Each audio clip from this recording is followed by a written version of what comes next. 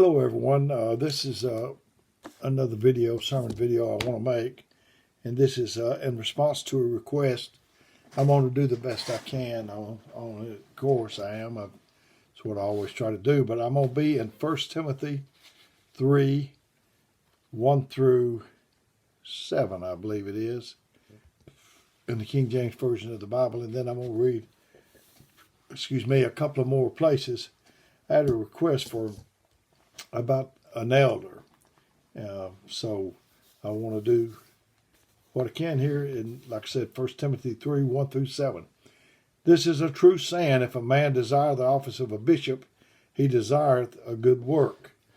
A bishop must be blameless, the husband of one wife, vigilant, sober, of good behaviour, given to hospitality, apt to teach, not given to wine, no striker, not greedy of filthy lucre, but patient, not a brawler, not covetous, one that ruleth well his own house, having his children in subjection with all gravity. For if a man know not how to rule his own house, how shall he take care of the church of God? Not a novice, lest being lifted up with pride, he fall into condemnation of the devil. Moreover, he must have a good report of them that are without, lest he fall into the reproach and the snare of the devil. This said, if a man desire the office of a bishop, he desireth the good work. Some people I've heard talk about an elder or a ministry or the offices or whatever, and they said maybe they didn't think so much you should desire them. But this said, if you desire the office of a bishop, you desire a good work. I think it's sort of like Moses when he came to the burning bush.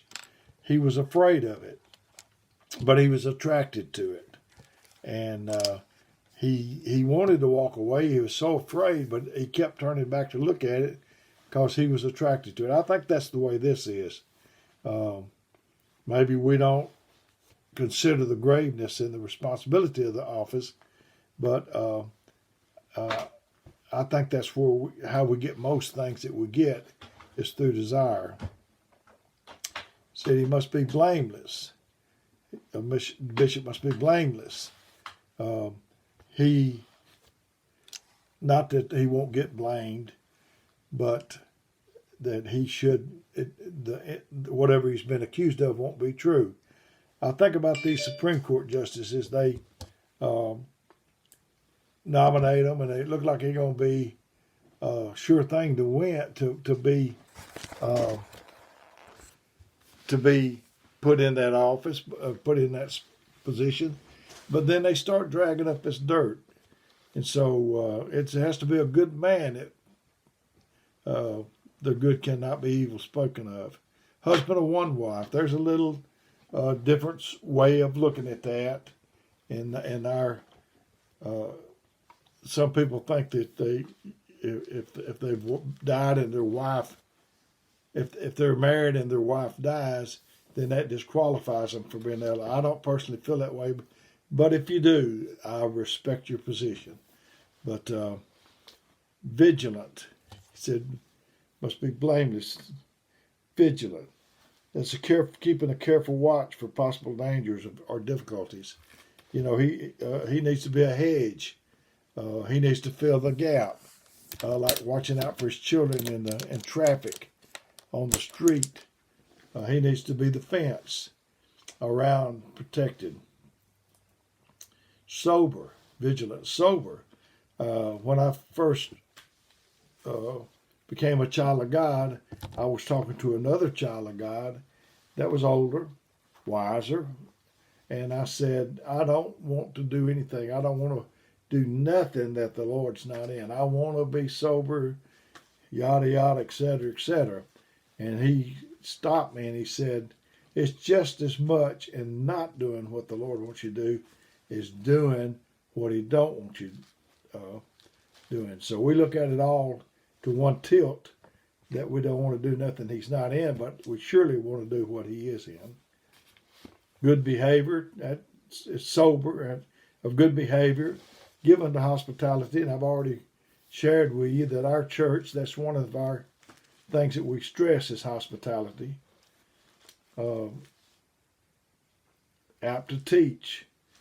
He needs to be teachable and be able to teach. And he must speak the truth in love. I've noticed. I remember back when I was young in the Lord, and I sat around people that were older in the Lord than I was. I dared not speak. I listened, because you could listen. He said, "If any man hath if any man hath an ear, let him hear." You learn more listening. Seems like there's some young people, brothers, they want to maybe share what they know, and I can understand that, but I think you ought to listen uh, a good deal at first. Not a novice, so that's where a novice comes in. Too is, and I think that a man that's older, he realizes that there's nothing for him to take credit of. He knows where things is coming from. It said, apt to teach, not given to wine, no striker. Uh, he participates. He don't sit over and sulk. This is the way I feel about it. Some people think the no striker is this way, but he's going to talk about a brawler, and I think that's where he covers that at. But he's not on strike. If something doesn't go his way, he just keeps on working. Not greedy of filthy lucre. Certainly that's not why you are working for the Lord. But patient, not a brawler, not somebody that everybody got a tippy toe around. Afraid they're going to set you off. Not covetous, one that ruleth his own house, having his children in subjection with all gravity. Let's see. And then in Titus 1:6-9 says, "If any man be blameless, the husband of one wife, having faithful children, not accused of riot or unruly, for a bishop must be blameless as the steward of God, not self-willed, not soon angry." I did a video on the danger of anger. You can't be a man that just be set off by anything. No striker, not given to filthy look, but a lover of hospitality, a lover of good men, sober, just, holy tempered, holding fast the faithful word, as he has been taught, that he may be able to, by sound doctrine, both to exhort and to convince the gainsayers. An elder, he's watching out for the flock. If a person claims to be an elder, I think we'll know it. I don't think one's going to come out of left field. I think a young man, he told him to have a pattern of good works. I think that he'll be looking towards that one day. That's his, where he's trying to get to, is to be an elder. And like I say, and if I had a white mule and I put black stripes on it, do I have a zebra? No, I don't. If I take a black horse and put a black mule and put white stripes on it, do I have a zebra? No, I do not. If you say that you're an elder, and you have the same right with me, if I say I'm one, we need to see stripes. 1 Peter 5:1-7 says, "The elders which are among you, I exhort, whom also an elder, a witness of the sufferings of Christ, and a partaker of the glory that shall be revealed. Feed the flock of God which is among you, taking the oversight thereof, not by constraint, but willingly, not for filthy lucre, but of a ready mind, and neither being lords over God's heritage, but being ensamples to the flock. And when the chief shepherd shall appear, ye shall receive a crown of glory that fadeth not away. Likewise, ye younger, submit yourself unto the elder. Yea, all of you be subject one to another, and be clothed with humility." Humility, sometimes I'll ask my wife, does this go with this, or does that go with that? Humility looks good with anything, if you're clothed with humility. "For God resisteth the proud, and giveth grace to the humble. Humble yourselves therefore under the mighty hand of God, that he may exalt you in due time, casting all your care upon him, for he careth for you." So the elders are very important office in the church. I know one place. I believe it was Paul said he was an apostle and a servant, something like that. So we're all servants, and you have to earn your stripes, and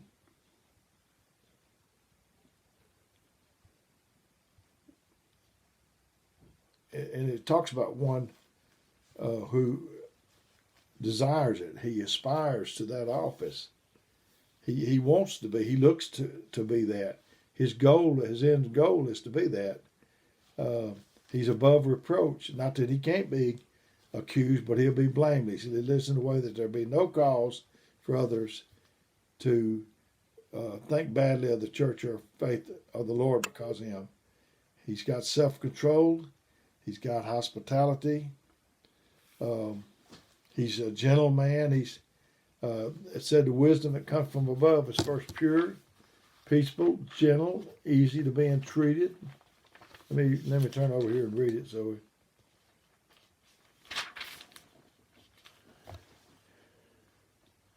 But the wisdom is from above is first pure and peaceful, gentle, easy to be entreated, full of mercy and good fruits, without partiality and without hypocrisy.